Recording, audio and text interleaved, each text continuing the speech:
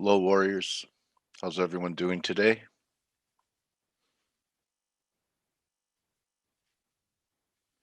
Everyone doing okay? Sinatra, Hugo. Yeah, Kevin and I had to use an old one too with Zoom. They just became too popular. I guess they're overloaded. Alexander, how are you? Brock, hi. So has everyone had to use an old email to get in here? Hi, Marco. Didier, good evening to you. Georgie. Okay. So yesterday I was talking about this, right? We were here. And I said, to me, it felt like distribution couldn't get through the off number, which was 3903, just this one attempt on Monday. And then we broke down under 3870. And you know what? You really don't have to have any kind of real special, complicated methodology to trade. Check this out. Okay. So old support. Let's go. Old support becomes new resistance. Look what happened. All right.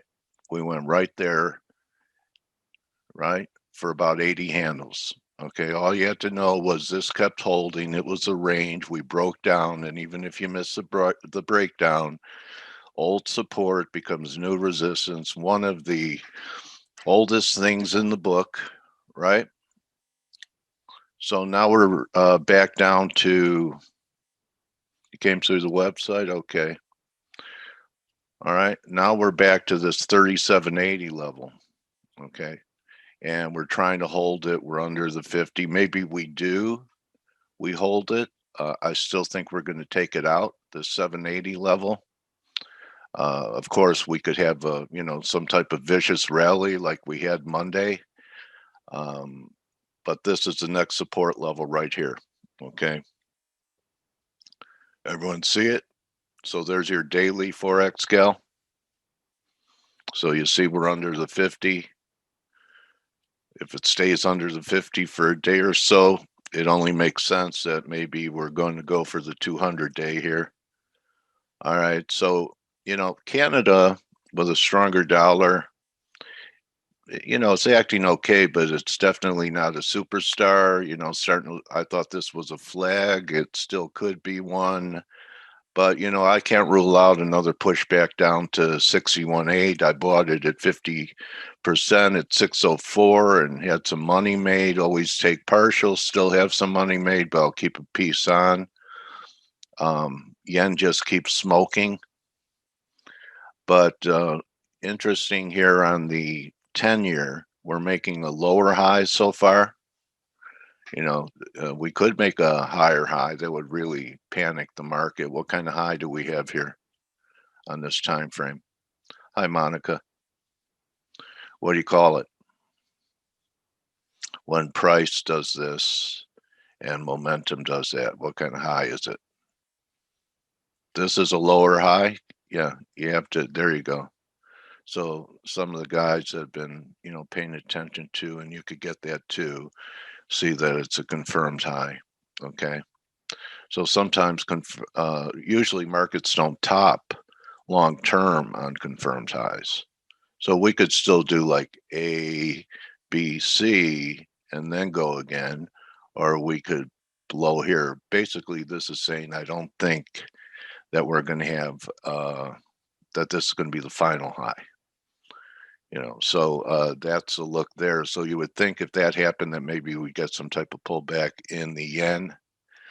Dixie, here we are. We still haven't taken out yesterday's highs. We could have a C down here. And maybe that would be supportive of the S&Ps for a while. And the crude was tough. I got stopped out a couple times here in crude. I thought we were going to, stop at 61. And, it just seems like there's too many missiles flying around. But you know, you could be short against 62 now. I think this is about 61.8 back. And then something else I was talking about that happened. What did I say was going to happen in the gold? Who remembers? Because you guys were asking me about it for a few days, and I went over it yesterday. Anyone remember? Yeah, but for what, Kevin? And we did go down to form this. So this is why I thought we'd have a third drive, one more low because it was incomplete here. And, you know, sometimes you could have a 3 fractal on the third. But anyway, that's a pretty classic look right there. Didn't quite get down to that 1686 level. There's my wedge line. You know, it's down here. Yeah, is this the wedge you're looking at, TJ? Where the line comes in down there. 1687 was some type of fib. I've had it here on my charts for a while. But it doesn't have to get down there, right? It doesn't have to. And let's see, what else do I want to talk about here?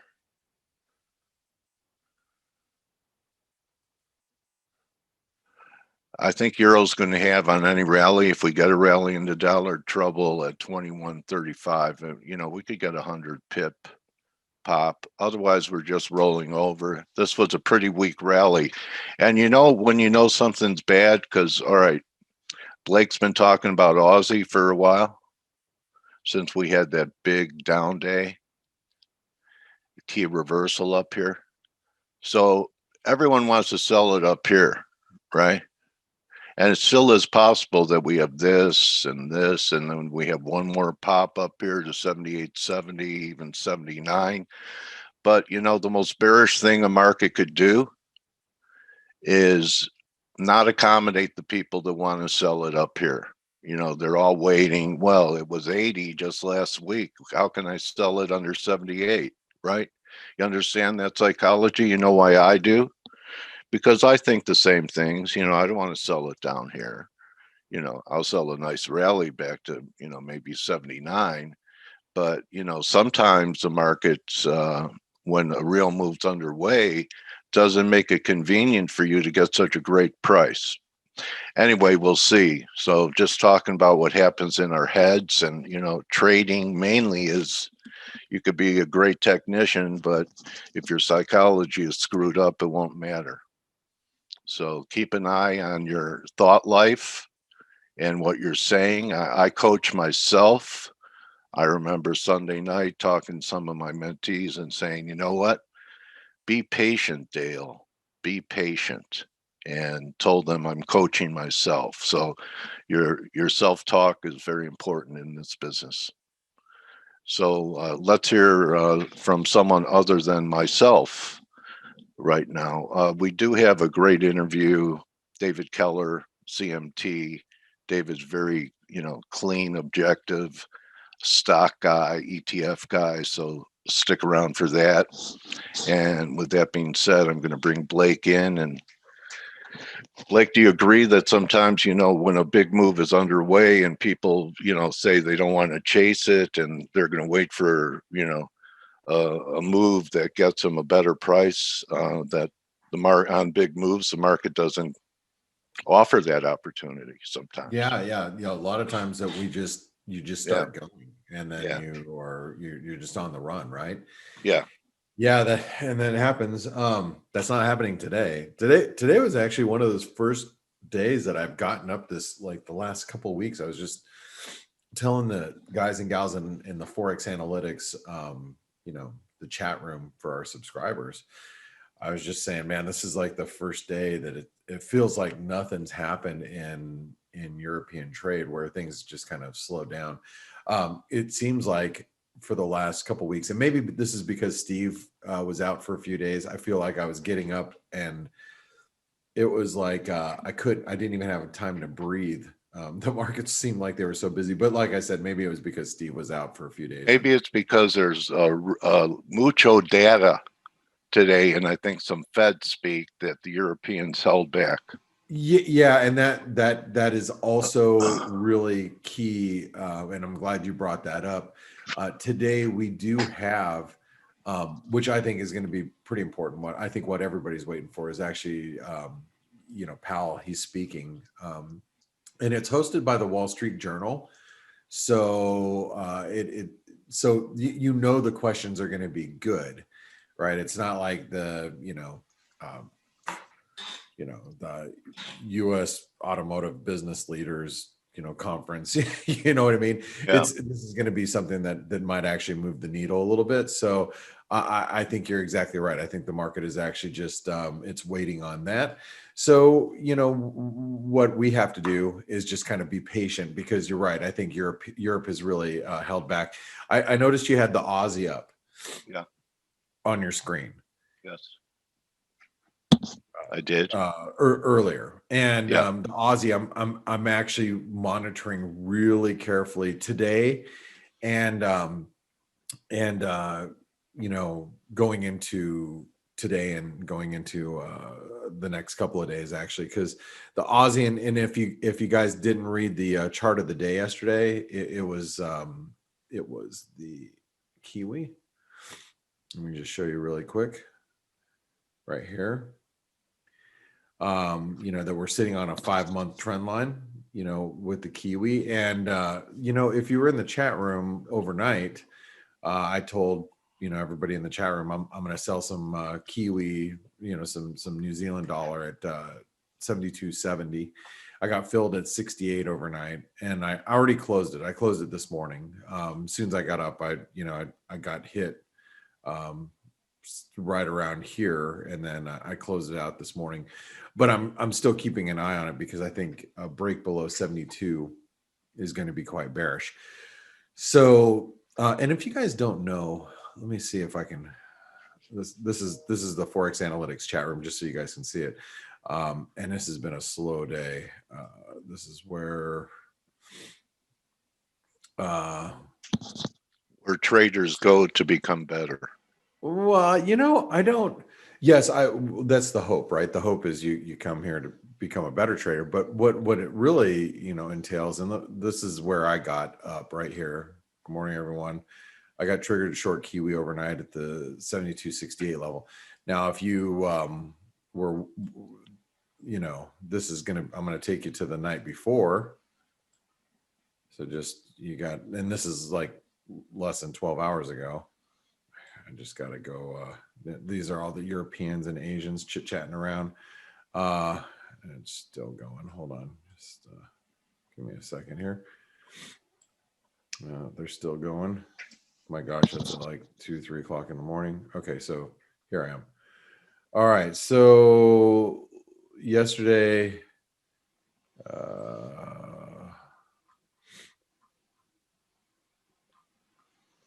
Even Congress is taking the day off, Blake. yeah. Here we go. This is yesterday at 3:25. So that was, whatever. That was about 16 hours ago.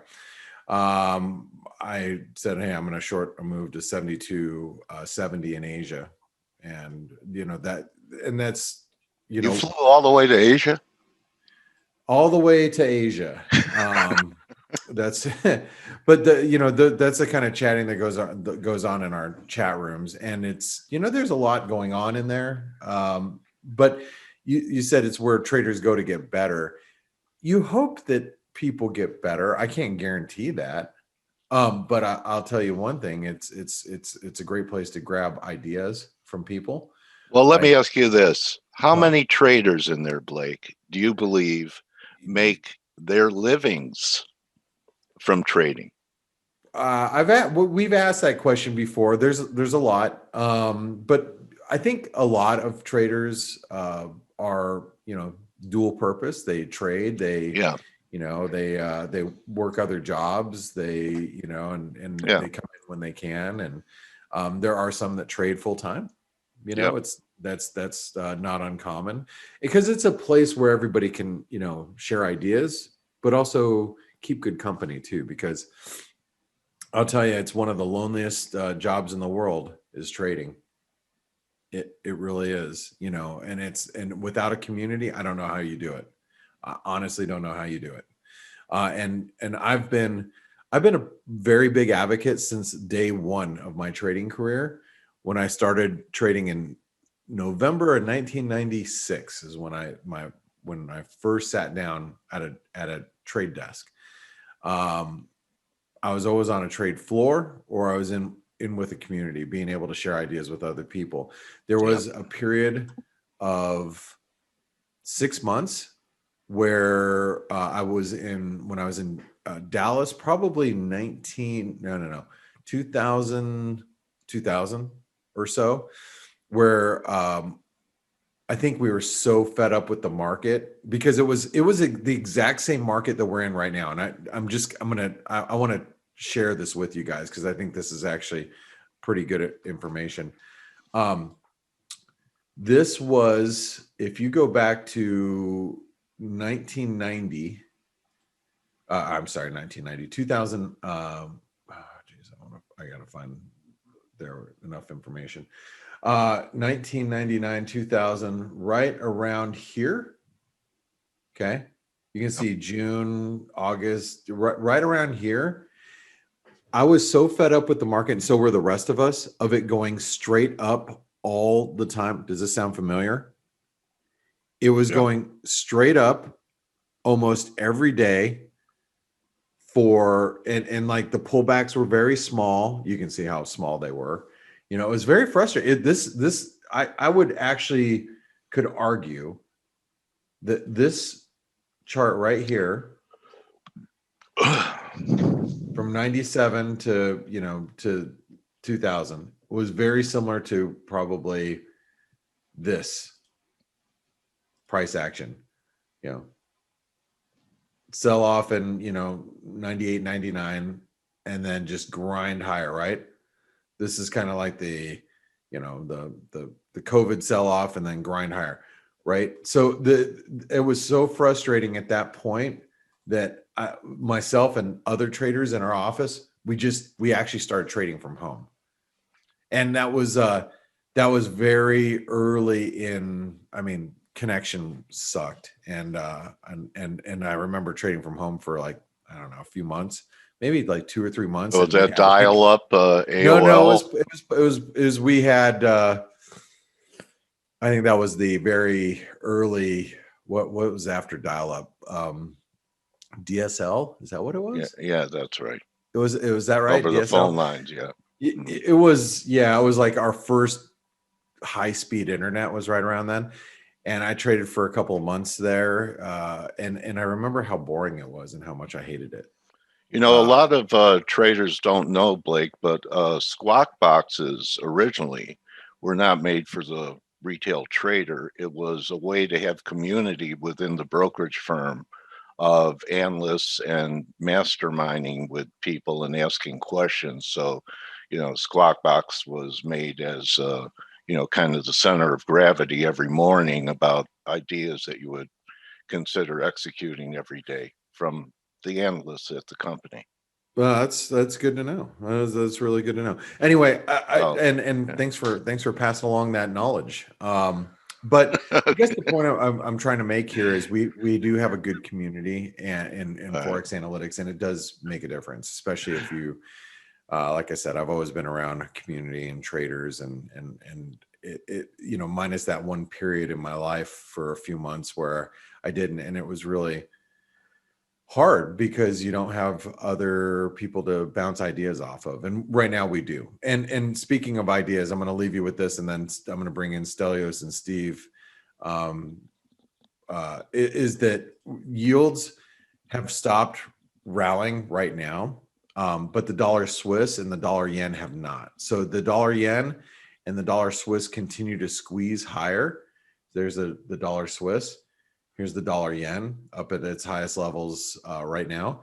And if you look at yields have stopped, but that doesn't mean they're going to. I think this might be a way that the market is, well, I guess yields have popped up in the last hour. This might be a way of the market thinking, maybe the Fed chairman isn't going to say anything about yields today.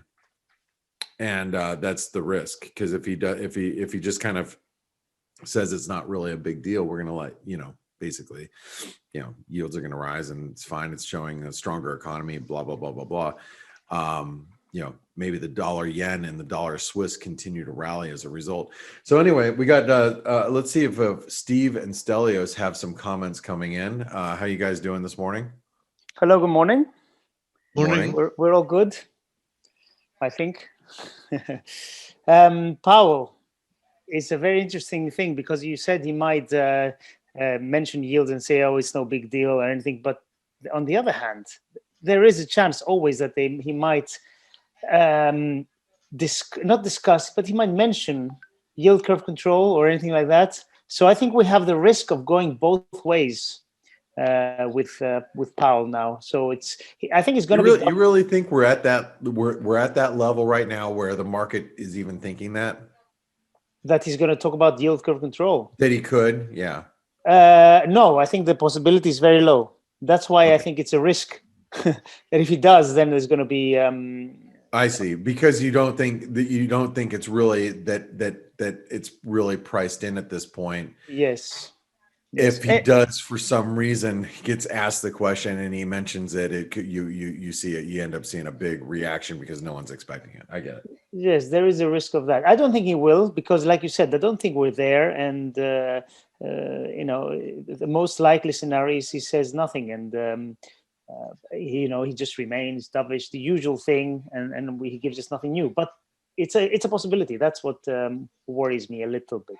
Call me stupid, but can someone explain what yield curve control is? What do you mean? So basically, they want to control all parts of the curve. They control the front end by Fed funds rate. They're buying 10-year treasuries, and then they're going to be buying 30-year or whatever else. Okay, and what is exactly different from what they've been doing so far? I mean, my basic question is not what it is why is it different?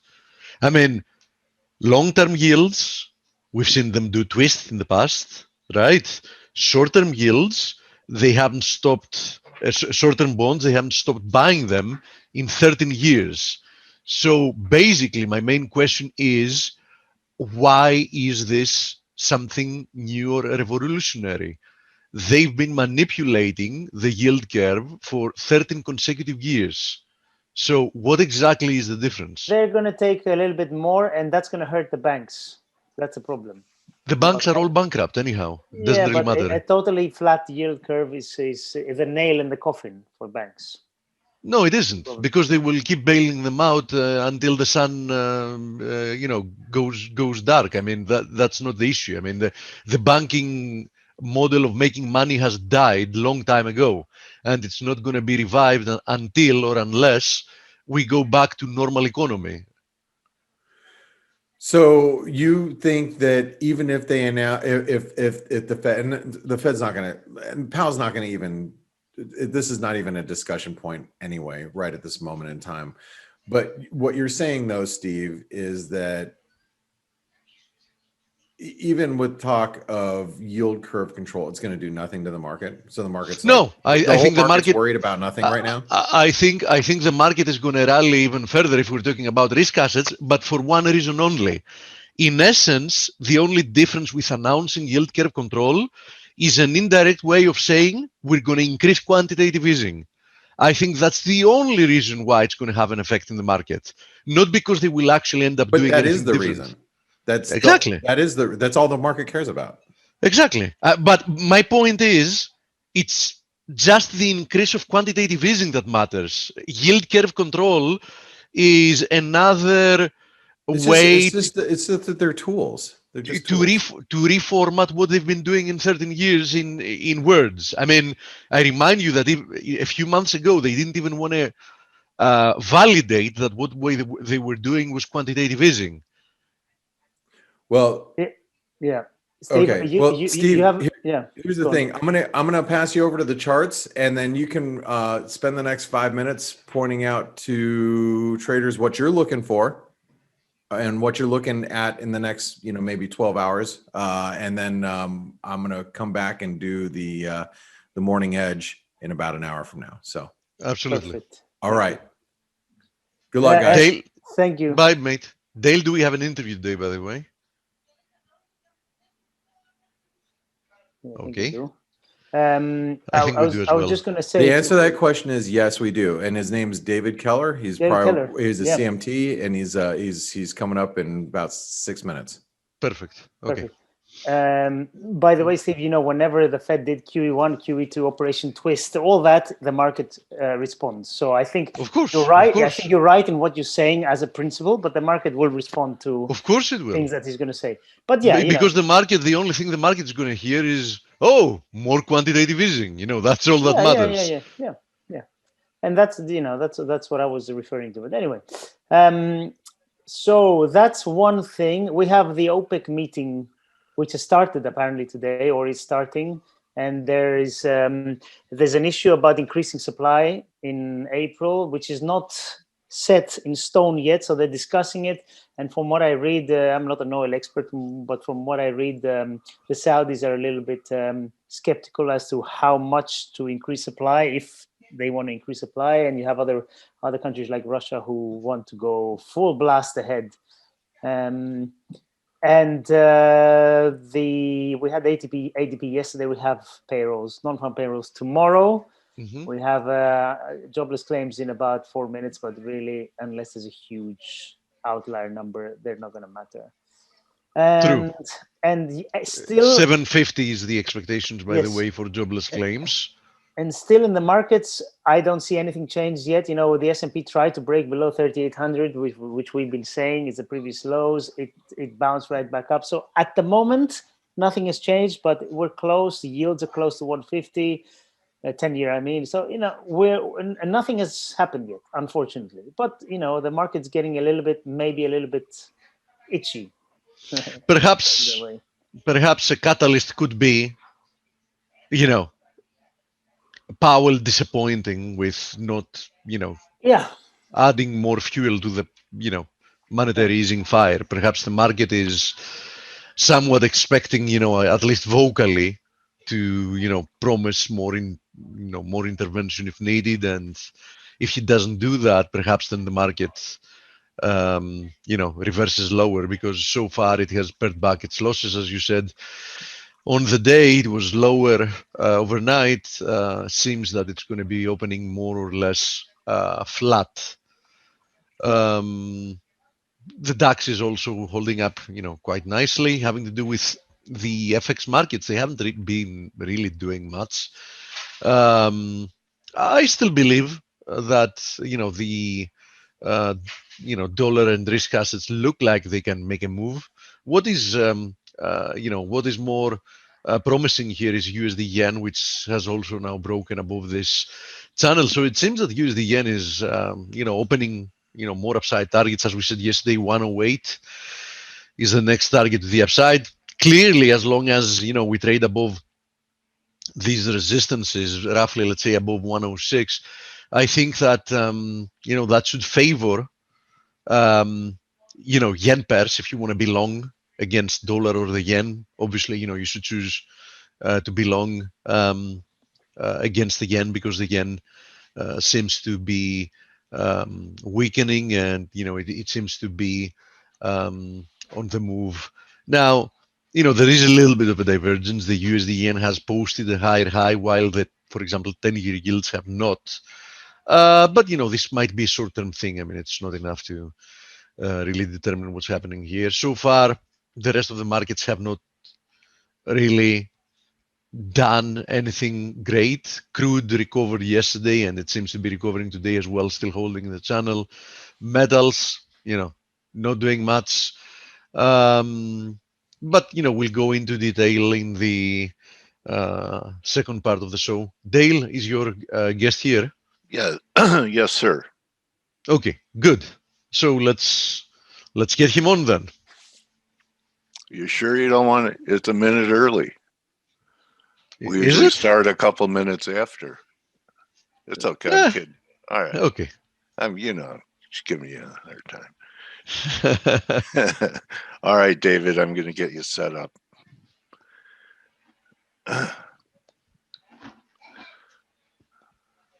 Welcome back to Face, David. Good to be with you, Dale. How are you? Good. Oh, look at that pensive look as you look up Hello. at the tape. There's Steve. Steve is saying hello to you, David. Welcome back to Face. Dale, Good to- just good- a fast interruption. We're getting data just to Okay. productivity minus 4.2 versus minus 4.7. US labor costs revised lower to 6 versus 6.6. And for some reason, we don't have the jobless claims and the continued jobless claims out, although they were supposed to come out along with the rest of the data. They seem to be a little bit delayed. Okay. Thanks for that update, Steve. So, David, you want to share your screen, my trading got it. warrior brother? We just got it 745 versus 750. So, yeah, as expected. As Okay. expected. Yep. All right. So, David, I think the market's in a little different shape than the last time we talked. There was a break and then one more push to new highs up around that 3960 level, and NASDAQ really, led all the way up, and it seems to be leading on the way down, kind of reverting to the mean on its outperformance to the general market. So, what are you thinking in here, David? We're underneath the 50-day, just barely holding on to this 38 support. I'm looking for 3,000 by the late summer, fall. I know that's an aggressive target, but wondering what you're thinking here, if the top is in or you need more confirmation. It's a great take, Dale. And I would say for every stock like Facebook and Amazon that breaks below its 200-day moving average, for every stock that is unable to hold its 50-day moving average, like the S&P may, do today and tomorrow, we'll see what happens. That's when a target like S&P 3000 seems less and less unlikely. The more breakdowns you see, the more breadth divergences you see.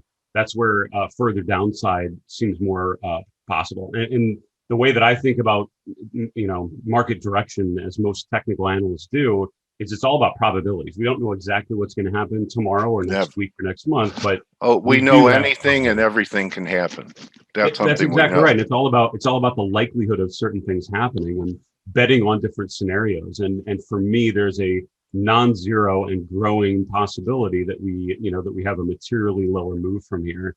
But Ned Davis used to tell me all large losses begin as small losses. So the key is, the key is now sort of focusing on when things are breaking down, right? Things don't go to zero before they break down a lot of key support levels along the way. And that's why the chart of the S&P, it's not totally broken yet. It's just, it's half broken, Right. We've broken down through the first trend line, this pink trend line on my chart, which is taking the October low to the December low. That lined up with the mid-January low. We hit it again in late January, and then we broke through it. That was the first, sort of real indication in my mind that things were starting to change a little bit. We had one more high, but it sort of tested that trend line from below, and then we rolled over again. Step two is the 50-day moving average, and we're there. I mean, we closed right on it on Friday. We closed right on it yesterday. And, we break that. I think you'll find a lot more people mentally go into risk off mode, because this is showing that the market itself is not able to hold up. But for me, 3,700, that's the line in the sand. We remain above that. I think you could still make a legitimate argument that the S&P is in an uptrend. We break 3,700, and I think you're hard pressed to make that argument very well. Okay, well, this has been a market that has been, don't get out of stocks, just rotate. Do you think we're entering a phase if say, for example, we break down, where are people going to go? Because, they know they have to, and they're, it's illegal to go to cash with the market, right? I mean, you get fined. You have to do 30 days in county jail and then 100 hours of community service.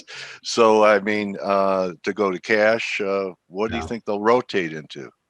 So here's the thing, and I get the argument. The debate is this just a rotation, and are people getting out of the high-flying technology communication sort of the FANG trade, and also things like the work from home trade, stocks like Zoom and Peloton, which have taken a bit of a beating, and rotating into sort of the old school names like JP Morgan and Energy and sort of the Dow names. And that's a decent argument. I'm looking at the Dow members now.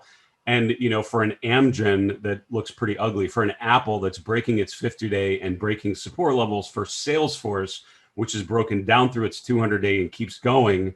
You also have something like Chevron at new 52-week highs. You have Disney not far off a 52-week high. You have Boeing, local Seattle company here, rotating back to the upside. So there are charts that are working. And as always, I tell people to lean into things that are working and lean away from things that aren't.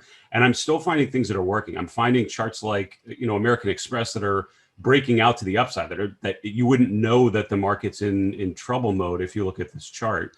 So I think go ahead, David. No, I just find it ironic that what happened the last few months before these highs, possible highs, is that the two weakest groups out there were oils, because people were scarred from seeing futures go negative. So how can you ever want to buy oil? There's EVs, and the banks because of yields. They were the two laggards for years, and now they're the ones that seem to have the best looking patterns. You bring up American Express. It's not a bank, but it's financial. Do these credit card companies also benefit from higher yields just like banks do? Everyone does to a point, and that's sort of the argument, right? When it feels like yields are really high right now. Interest rates are really high on a short-term basis. They are, right? They've come up from 0.5% to 1.5% on the 10-year. So that's a big move. But if you look at the historical trend in yields, we're still way at the lower end of any sort of long-term average. So interest rates can go a lot higher. And what happens is, in the short term, it's a very positive thing. It's definitely positive for banks. It's positive pretty much anything in the financial sector, to be honest. That's what Paul has been saying, right? It means economic growth. Do you think, and I've heard people say, David, I'm sorry, I'm interrupting you. I do that. I do that because I forget things if I don't spit them out. That some people said Paul's last comment about the higher rates, that it's okay and it means that, we're having a recovery, it's a normal thing, is a policy error. Because they think that he should be talking about that we're not going to let this happen, and we're going to do everything we can to not let rates go higher. Not that it's okay, because if it's okay, maybe the bond vigilantes will continue to press their case. Do you think he's going to backtrack today? We'll have to see. We'll see what comes out of it. I think the general sense we've gotten from the Fed is we'll do whatever it takes to keep stock prices up, and I think that's going to be the most important metric that they're probably going to end up taking action on. And we'll see what happens if and this is the big question, right? If stocks really do sell off from here, and Amazon is breaking down through its 200-day and breaking down to a new swing low. Half of the FANG stocks are breaking down. A lot of names that have been doing very well, and also I would say the whole ARK Innovation Fund, these sorts of funds that have ballooned up, that have gone into a lot of names. If they get a lot of redemptions, they have to be selling a lot of stocks that have gone up really well. And while the market can hold up, and while stocks like American Express can go up while those other stocks are going down, at some point, people feel a panic and they start selling everything. They don't just start selling Peloton; they sell everything in their portfolio just to get out and preserve capital. That's when everything starts to get dragged down with it. And then we'll see what comments you get from the Fed to try to prevent that from getting really painful. Yeah. What's the expression? You could own the best stock in a bad market, and it doesn't matter. Huh? It's true. It's true. And so I think that, interest rates being where they are is still not a bad thing. That's actually a sign of a good thing. And I think you can see from a lot of financial stocks why that's okay. You can see oil stocks going up because of oil prices going up. But when interest rates get to a certain point, when the yield curve accelerates too much, it starts to not be a good thing. And that's when consumers start to feel the pain, and it's harder to borrow money, and it's harder for companies to borrow money. And that's when things start to get a little more negative. And that's when the negative effect of higher interest rates will happen. That's still a little ways off, I would say. I'm more concerned about the flows issue of it. There are a lot of new entrants to the market, and they're not probably embracing this whole rotation thing. They're probably seeing names that they've bought that start going down a lot, and there will be a panic, and that's when people just start selling stuff just to get out of it and preserve cash.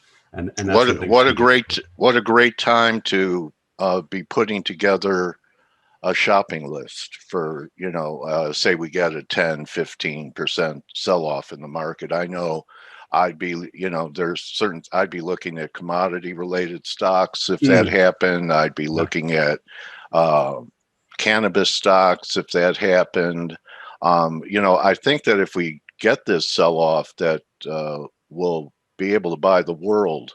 Something else that's shifting, I know you follow it through UUP, is the weak dollar has also been part of the bullish scenario in equities for, at least the last year or so. Dollar weakness. Well, since COVID, Dixie was 103, and now we're just, trading under 91.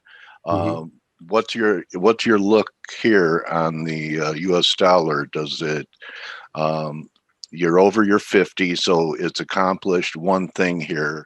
Is that looking pretty good to you, David, for some type of bear market rally, maybe back to 93 to 95?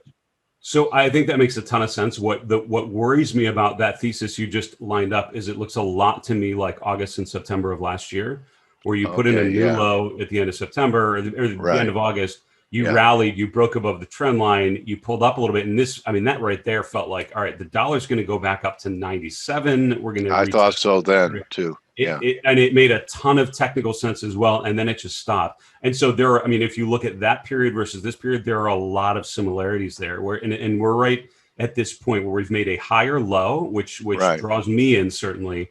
And then we start breaking higher. So is there a potential of us? And I would 94.80, which would be back to the September, 94, 94.50. That would be sort of the October to September peaks back there. That's a Fibonacci retracement level. If you take the whole downtrend, you take 38% of the way, that's just below 95. So I think that would be quite a strong counter trend move that would shake a lot of people out. You could see a market distribution, you could see a dollar rally, and that would be sort of the bear market case in the short term. The S&P goes down to 3,200. That would be a meaningful drop in stocks. And I think to your point, it's, how are you going to react to that? In my time at Fidelity, the discussion was that was the best thing to happen. That's great companies at a bargain. And all of a sudden it looks like good stocks that you may have missed out on coming back to more reasonable levels. You don't have to worry about ridiculous valuations. You're buying it at decent levels again. And if you're bullish for the long term, which I am, I would argue the best thing to happen would be a nice, meaningful correction to sort of unwind a lot of the euphoria that we've seen. Yeah, Gert, some of these Reddit traders will really be looking for their $1,400 stimulus check to have ammunition. To have ammunition again. I wanted to bring up the fact that before COVID, 10-year yields were 2%. So we're not even back to there. And you talked about it's mainly the velocity of the steepening of the curve. Do you have any kind of above 2%? I'm actually looking for a pullback in yields. I think we've completed this first wave. I could be wrong, that we might pull back to, 1% again. And I think what might be behind it would be a stock market sell-off. So I'm wondering if you think there's any level, and maybe we've reached it here, that would really put a damper on growth in the market, because you can have disintermediation for a long time. You and I go back to 87, and remember the bond markets were in a huge bear market. The dollar was in a huge bear market while the stock market kept going up for disintermediation lasted months and months until it finally reached a tipping point. What do you think that would be, above 2% on the 10-year? Yeah, and I think the scenario you just described makes a ton of sense. I mean, I tend to look at Fibonacci retracements on a long-term perspective, just to give you a sense of how far we've retraced some of these long-term moves. And if you take the November 2018 high, the March 2020 low in the 10-year yield, we're about 38.2%, almost exactly retracing that back up there. That lines up from the low sort of late fall of 2019. This would be a very reasonable place for there to be a break of sorts. The Yeah. other thing I would look at is the TLT or the AG or one of the bond ETFs. Yeah. And what's happened there is you're nearing the low from fall of 2019. You're really in a rounding error away from that. You're we took really out the oversold. COVID crash low, and now we're Yep. trading above it. I mean, I was thinking that was a stop hunt. I think they're a buy here for a rally, maybe back to 150. So I think when you're looking at bonds, I think you could Yeah. totally make the argument for that. I think when you're looking at gold and gold stocks, you're seeing you're a mind reader. I've been pretty negative gold for a Yeah. while, David, but we're Yeah. reaching like 50% retracement levels. And Yeah. if you look at the sentiment indicators, there's only like 20% bulls. Yeah. I was thinking this might be a decent area, not to maybe marry it. I don't know if we're going to new highs, but maybe for at least a trade. And what a lot of people might get wrong is they go, well, the dollar is going to rally, so why would I want to buy gold? But all you have to do is bring up what's happened in the last, say, month or so. The dollar's been weakening and gold's been going down. Yeah. Right? Which you don't normally see. No, and a lot of people, I would, as always, it's super helpful for us. We think it's helpful to simplify the relationship between gold and the dollar. Well, how could gold go up if the dollar's going up? And just as you said, I can show you plenty of examples where they move apart. I can show you plenty of examples where they move together. Over longer term periods, that relationship tends to be the case. But there are months and months where those relationships are not one and one. They'll change just because of the condition. Because it's not a relationship in a vacuum. There are a lot of other moving parts to deal with. With gold and with bonds, as a trend follower, I'm less excited about buying weakness like this. But if there's a time when I feel like a contrarian, it's now, when you've seen stocks that have had such a run and are showing clear topping signals. You have gold and bonds oversold and reaching key support levels. It certainly seems like a reasonable time, and the dollar starting to revert back higher a little bit. You can see that scenario where something like gold, where things like bonds actually have a nice little stretch during a market correction, an equity correction. It lines up very, very well. Okay, and actually the silver shares, there's an ETF SLIJ. You'll see it probably has a stronger chart pattern than that was GLD, but I'm talking about you could pull up silver, but it's I'm looking at SILJ. Okay, there it is. See how much better it's holding up. I mean, we're probably at a 23% retrace on this. Not even. See, so silver is still holding up better. Way better. Still think it could maybe go to 23, but it's holding up way better. And I think that's also another target. The Reddit, all those GameStop people came in and they were going to squeeze the shorts in silver, but no one was short. Retail was long. All right, we missed the crucial piece of that puzzle. Well, don't you think, David, there's a big difference between an individual issue and a global commodity market? That I'm even surprised that a social network could have that much power in the market to do what they've done. I don't know about you, but I was always taught to fade retail. No, it's right. And I mean, when you look at these names and sort of how things played out, I mean, we can't doubt it anymore that a group of committed individual investors can have real impact on the market. We're seeing that. We're seeing the impacts of a group of individual investors grouping together and hitting one side of it. And what's interesting is the exact scenario that played out is sort of different, right? The way that it actually happened, the way social media was used, the way it played out with shorts was all different. But short squeezes have been around for quite a while, as you know, right? That's a well-known issue. The whole bubble as have pumps and dumps. Exactly right, and the names have been different, and the structure's been different, but the bubble scenario, the idea that something shoots up, and the initial idea is driven by a short squeeze, but eventually it's a bubble where you draw people in to chase it, and eventually the people that got in early are the ones that can sell, and the last people in are the ones left holding the bag at the top, and that's what you saw with a lot of these names, with GameStop, with AMC, and they've all had their secondary bounce now in the last in the last week or two, but these don't end well. The left side of the bubbles are very good. The right sides tend to disrupt very quickly. Okay, David, anything else that you may want to share with us today that was on your mind and I took you off track? No problem. I think, I mean, the other things I would say is, names that I think are important to watch here as you're tracking this equity unwind or potential equity unwind. There's a couple sort of buckets that I would look at. The S&P itself and seeing if it's able to hold its January low, 3,700. I think that's key. I think when that breaks, you start to see people get a lot more cautious. And I think that's when you can get a cascade of markets going lower because people go more into risk off mode, especially institutions will see that as a negative sign.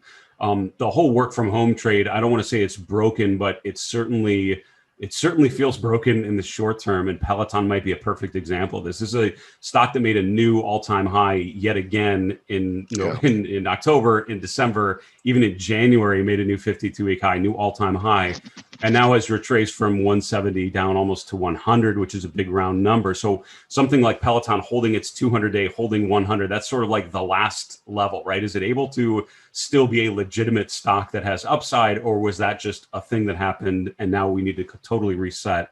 So I think that's one to watch there. And then, the last thing with Amazon, I think, the FANG trade, we can argue that, the market dead since last August. I was going to say, if you look, the Amazon topped in September. It topped at the beginning of September. Everything after the September market peak has not been with the FANG stocks really at all. Now, things like Google have done okay, but as a group, that was it. And that they got us to that point. From there, Amazon's been sideways, and now it's breaking down through this range that's been in for the last 6 months. The relative strength, looking at Amazon versus the S&P, it's been just down consistently. So this is not a new issue that, stocks like Amazon have underperformed. And my point is, in the short term, can the market rally without all of these big mega cap names? Of course, and that's what we've seen. We've seen stocks do okay. We've seen financials and energy, take up the slack and drive to new highs. But at some point, big mega cap benchmark names like this breaking down really start to have ripple effects. And it's where they're, people take risk off, and all of a sudden there are a lot of redemptions in funds that own a lot of Amazon, and they have to sell a lot of their Amazon position. Could go to 2,500, just looking at the width or breadth of that formation from, around 3,500 to 29, breaking down here, 500. Yeah. So prior highs. Yeah. It's not unreasonable that you see a much halfway back. And the same, I feel like it's the same thing with interest rates, right? Interest rates going up to a ways is a good thing. After a while, it starts to represent something more. And I think that's what you're seeing with stocks like Amazon. They've pulled back, they've struggled, but if they really start to break some key support levels and continue to rotate lower, I think that starts to drag everything down a little bit. But we should caution. I mean, all of these things that I mentioned, I think in some ways, the most obvious chart to look at, and I'll maybe leave you with this, is the semiconductor chart. Yeah. If you look at the SMH, this chart of higher prices and lower momentum, this will be in future textbooks on technical analysis for one of two reasons. Either number one, it is the world's most perfect example of a bearish divergence that works out perfectly. And we break down, the SMH gets below 225, which would take it below its 50-day and below its January low. It is a rotation from bullish to bearish. And that's what I think is going to happen here. But option B is this bearish divergence does not work. Semiconductors recover and break to new highs. And all of a sudden, it looks kind of like Tesla did, where you have all these false positives on the way up, and it really just continues to fuel this euphoric rise in stock. So that latter option could happen, but I think it's going to be more former. I'm seeing a lot of divergences in a lot of groups like this that feel like they're ready to go into distribution mode. And again, I think if you're long-term bullish, which I am, I think arguably that's the best thing to happen. We've had too much of a euphoric rise. You need backing and filling to sort of reset. And I think that's what we're looking at here in the next month for sure. Okay, David, if you'd like to show your website, this would be a good time. And you could follow David at dkellercmt on Twitter, and catch him on stockcharts.com. And David also has his own website that you could go to. And as you can tell, David gives very clean looks and doesn't really hedge his opinions and has a method to his madness. So Zero Alpha Research. Okay. Yeah, marketmisbehavior.com is my website. My YouTube channel has the same name, and I always think of it. My goal is to help investors make better decisions. That's what I'm trying to do, and it's part of that is having a good technical toolkit, having a good set of charts to allow you to do it. The other part is, getting inside your own head, having a good conversation with yourself, and we work on a little of both. Yeah, I found myself this weekend saying, "Be patient, Dale. Be patient, Dale." So we have to do the self-talk. So Brock is saying great interview. Others are saying great analysis, and your mission is accomplished, David, for what you're trying to do. You did it here today in face. Thank you, my trading warrior brother, for being here, and we'll see you again this summer. Appreciate Sounds your good, Dale. time Take today. care, my friend. All right, that's a wrap, everyone. Remember, don't just count your pips, count your blessings. Could join the guys for Morning Edge in about 20 minutes. Adios. You're welcome. You're welcome. See you tomorrow for the NFP.